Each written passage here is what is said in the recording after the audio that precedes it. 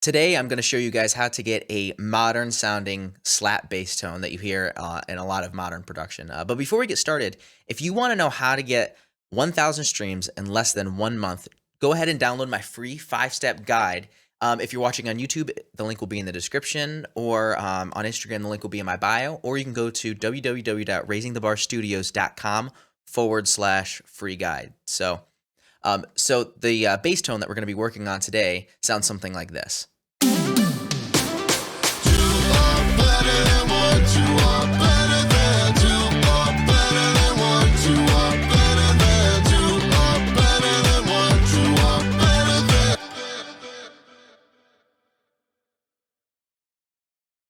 So the bass by itself sounds something like this.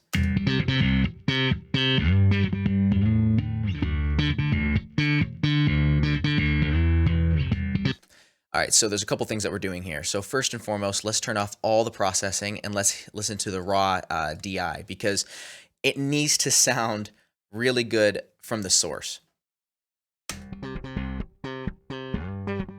You can really tell that the bass player is slapping the bass really, really hard. I mean, you have to be pretty aggressive with this. If you want an aggressive sound, you have to play aggressively. So first thing we do here is I have an instance of THU. And I have a typical bass amp going into a cab right here. But at the beginning of this chain, we have a compressor. And this is what it sounds like with this on. So I'm kind of taming those highs and those transients. And then the next step in this process is we need to add a little more processing here. We're going to add an EQ, some saturation, and then a compressor. We're going to be pretty aggressive with this. So let's take a listen to what each one of those instances does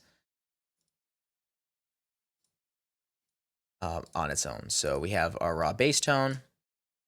Then we're going to add some EQ. Brightens it up a little bit. We're going to add some saturation. And that's really kind of the special sauce there. With it off, and then with it on. Now we're going to add some compression and make it really, really stick out. So with everything off, and then with the processing. Now there's one more thing that I did, and I added a little bit of a sample bass. I actually sampled it from the original bass here. But there was a couple notes that weren't really ringing out the way I wanted it to. So what I did was I copied one of the notes over, put it into a MIDI or an audio file, and used it in a sampler. And it just sounds like this.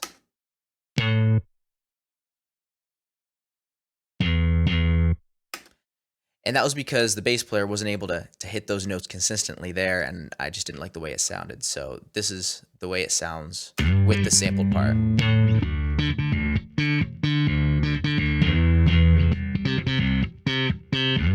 Versus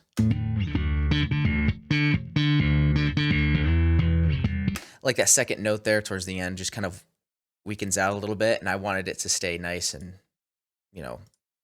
right in your face.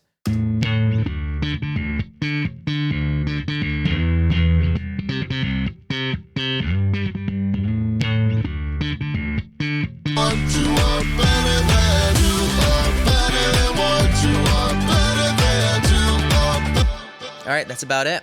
Once again, if you guys want to know how to get 1,000 streams in less than 1 month, go download my free guide. The link is either in the description, the bio, or you can go to raisingthebarstudios.com/free guide.